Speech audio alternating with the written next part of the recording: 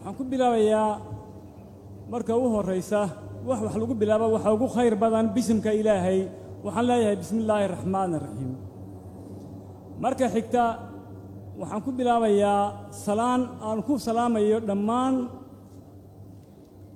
madaxda mas'uuliyiinta iyo bulshada qaybaheeda kala duwan ee fadhida madashan waan leeyahay salaamu allaahi calaykum waraxmatullaahi tacaala wabarakaatu midda saddexaad ee aan ku bilaabayaa waa tix uu yidhi maxamed ibraahim warsame hadraawi markii uu tirinayey maansadii daalaco ee ku jirtay silsiladdii diileeda wuxuu yidhi rag hadduu dagaal galo danta guud xilkeediiyo u dareero fuullaan ashri deedan badan iyo xakamaha la doonto duulaanka kama hadho haddii uu hadraawi yidhi duulaanka kama hadho anna waxaan ahay nin aan duulaanka ka hadhin oo ku caan ah in uu inamada leh hamuungoroyada hilbaha la qaybsado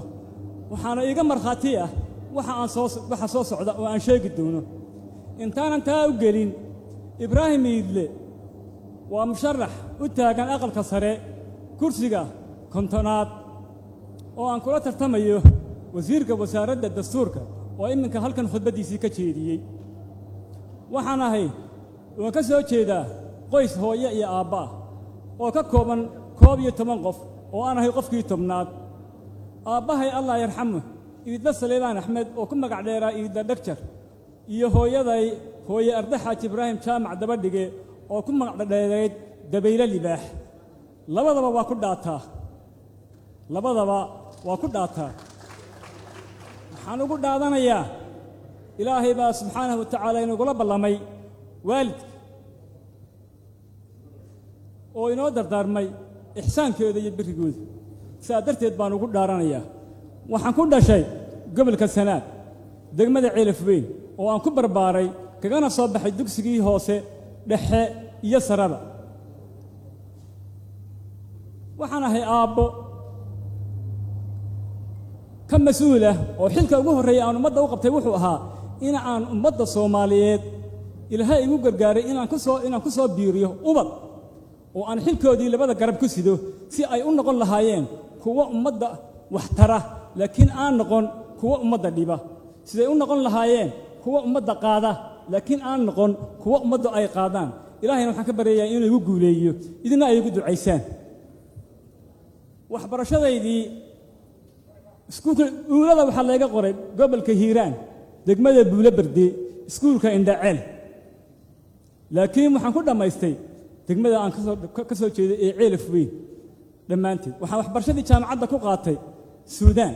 oo aan ku bartay shareecada islaamka iyo shuruucda bani aadamka ay dhigteen ee ka duwanba labadaas qoyboodba waxaan ku soo shaqeeyey sharciga waxaan kaga shaqeeyey anigoo xaakima oo xaq iyo baadil kala soocaya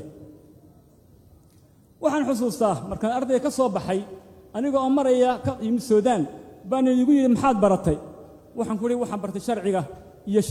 qawaaniinta iyo shareecada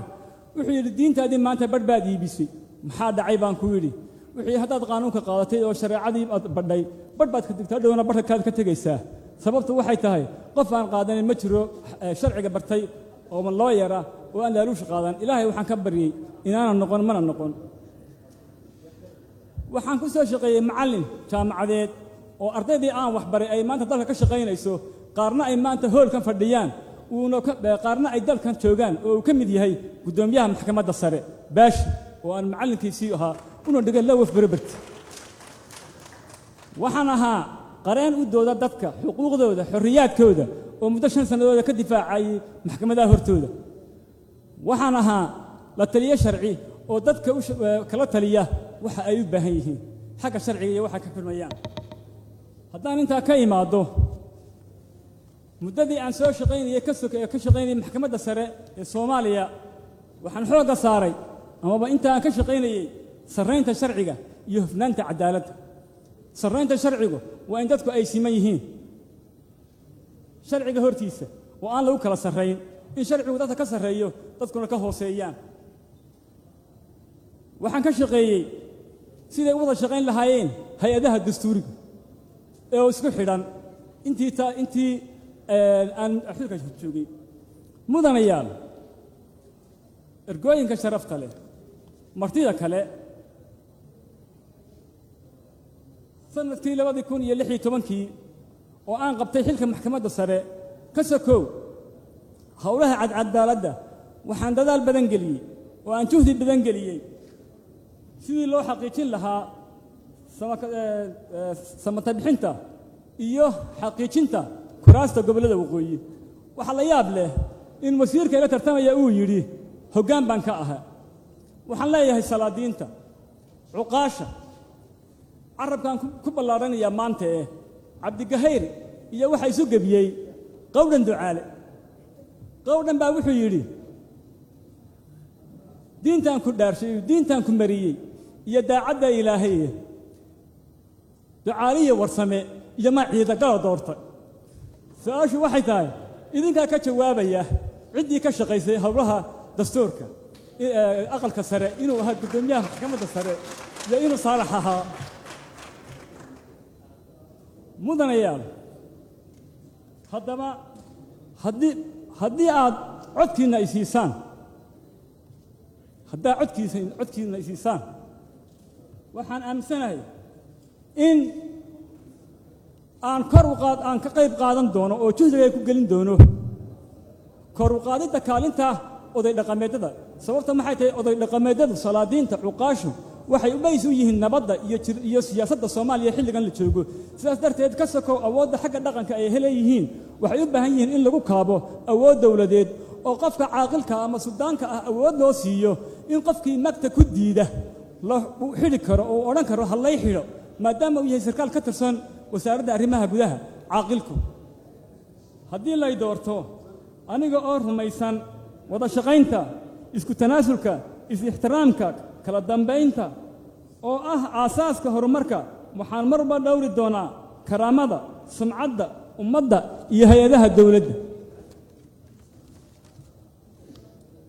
waxaan mar walba soo dhaweynayaa kala duwanaanshiyaha ra'yiga imaam shaafici baa wuxuu yiri allah ka raali ahaadee ra'yi sawaabun yahtamilu khada'an wa ra'yi ghayri khada'un yahtamilu sawaba wuxuu yiri ra'yigaygu waxaan aaminsanahay inuu sax yahay laakiin khaladna wuu noqon karaa ra'yiga qofka iga soo horjeeda waxaan aaminsanahay inaanu sax ahayn laakiin saxna wuu noqon karaa taa macnaheedu waa maxay qofka kale ee iga soo horjeeda xataa wasiirka ila tartamaya ra'yigiisaan ixtiraamaya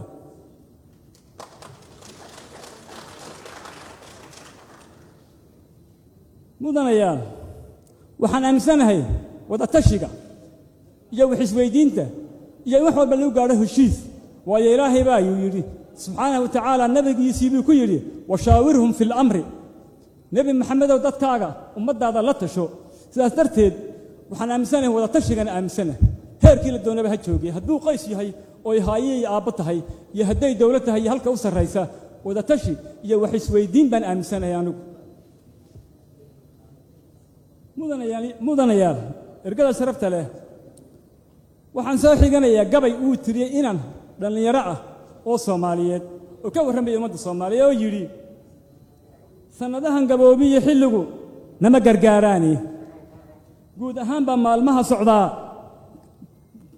socdaa garabna may siini marna dawladnimada guun ah iyo guurti maan helin gadweereednadii aan dirsaday guul ma soo celin that's why sababta weeye markaan arkay gadweereednadii aanu diranay inaanay guul soo hayn inaan annagu isu taagno oo aanu nidhaahno annaga dalka guul gaarsiinayna sababtaas aan keentay inaan halkan soo taago haddii ay doorataan mudanayaal waxaan ka shaqayn doonaa federaalaynta wasiirka wasaaradda dastuurka oo ila tartamaya wuxuu ku guul daraystay inuu ilaa iyo maanta warbixin ka bixiyo dastuurkii qabyada ahaa ee loo dhiibay halkuu ku dambeeyey ma sheegin maxaa hor taagan muxuu dhammaystiri waayey waa maxay caqabadaha taagani waa maxay se xalka uu hayaa waxaan idin caddaynayaa arrimaha muhiimka ah ee u baahan marka laga hadlayo federaalaynta in wax laga yiraahdo ee ku guul daraystay wasiirkii wasaaradda hayay muddadii la soo dhaafay iyo xukuumaddii ka tirsanaydba wuxuu ku guul daraystay inuu xal u keeno loolanka xagga awoodaha ee ka dhaxeeya dowladda dhexe iyo maamul goboleedyada waxa lagu guul daraystay in xal laga gaadho qaybsiga khayraadka dabiiciga ah waxa lagu guul daraystay in talo laga keeno arrimaha danta guud sida waxbarashada kaabista waxbarashada oo khilaafkooda had iyo goor soo noqnoqdo iyo qarannimada waxa lagu guul daraystay oo aan xal laga gaadhin ilaa imikana aanay talo ku haynin sidii loo daadajin lahaa awoodaha oo lagu daadajin lahaa dowladnimada maamul goboleedyada iyo dowladda dhexana hafooda loo qeexi lahaa waxaan aaminsanahay markaan aqoonta aan u leeyahay dowladnimada shuruucda lawyer baan ahay macallin baan ahay waxaan ka codsanayaa 2 daqiiqo ay ugu dartaan antaa dhameeyo waqtigii bay qabtay sharciyaqaana waana sharcigana waa inuu qabtaa waxaan ku soo koobayaa guurtiyahay oo aan weydiisanaya guurtida iyo waayeelka inaad waxaan leeyahay guurtiyay anaa idinku garleeya gacanta ii taaga nin kale idinkuma garle wax haddaa gacanta iiga tagtaan waxaan ka ballan qaadayaa in waxa aan soo sheegay ee qabyada ah ee ay ku guul daraysteen inay imika ka jawaabi la'yihiin aan waxaan ka qaban karo aan ka qabto anigoo ka duulaya aqoontayda khibradayda iyo waayo-aragnimadayda waxaan aaminsanahay sidaan ilaahay u aaminsanahay in aan kala kulmi doono natiijo wanaagsan codayntiina iyo doorashada aad qabanaysaan waana mahadsantihiin salaamu calaykum waraxmatullaahi tacaala wabarakaatu